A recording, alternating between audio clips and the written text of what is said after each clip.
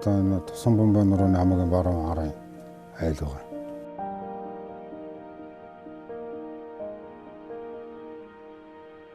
Байгаль цагуугаар гайгүй ер нь бол тэгээд нутгийн болохоор ер нь дасцсандаа бид нар бол энд байдаг зүгээр. Өвөртлийн айлууд орж ирэх юм болж бас Баянгорын Отрын айлууд бол ер нь бас их чигддэг л юм билээ. Бид нар өөрөөсөө орон нутгийг болгоод цаг агартан цогцсон малч болсон адилхан. Тэгж ингээд болов шүү дээ.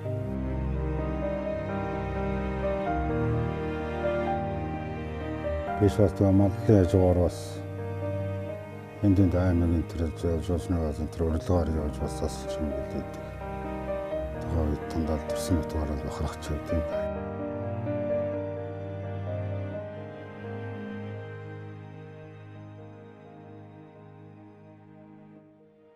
Вот одоо манай говийн бүүс бутал гэсэн үг. Турган тангаагаар бол одоо модлно гэсэн үг л дээ.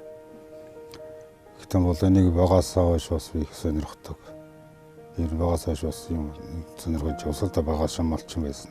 Тэгээ одоо бас говийнхаа модыг ургамлыг бас яаж ургадаг, ямар уран байдгийг бас дэлхийд таниулъя гэж бодоод ингээл эхэлж байна. Энэ бол үгүй эхэлж л байна л да одоо.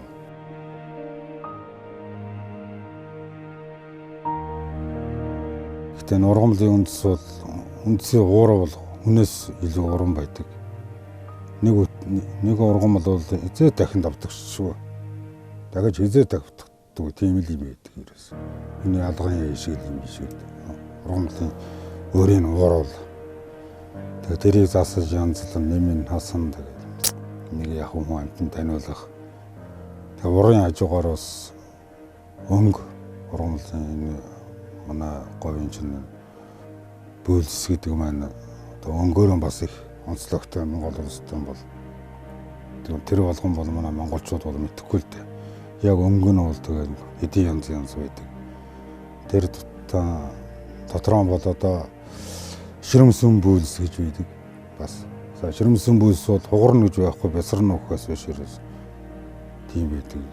Ер нь бол хангай модаж бол янз хатуу хийж өрөх хатуу догшин бүх бат юм чанартай гэдэг. Тэгээ додроо бол янз торлог гэж байна. Яшил гэж байна. Төрлөөр л байд юм да.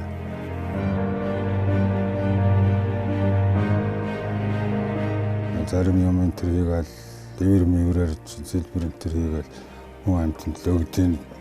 Одоо энэ миний хийсэн бүтээлүүд эргээ ажиллаж явахад биш одоо 50 гарч байна. Эргээ хийсэн бүтээл авсан хүмүүс гэртэн байд юм уу байдгүй юм байна. Бүгд гадаад гараа ивцсэн байдаг юм шиг юм жаа.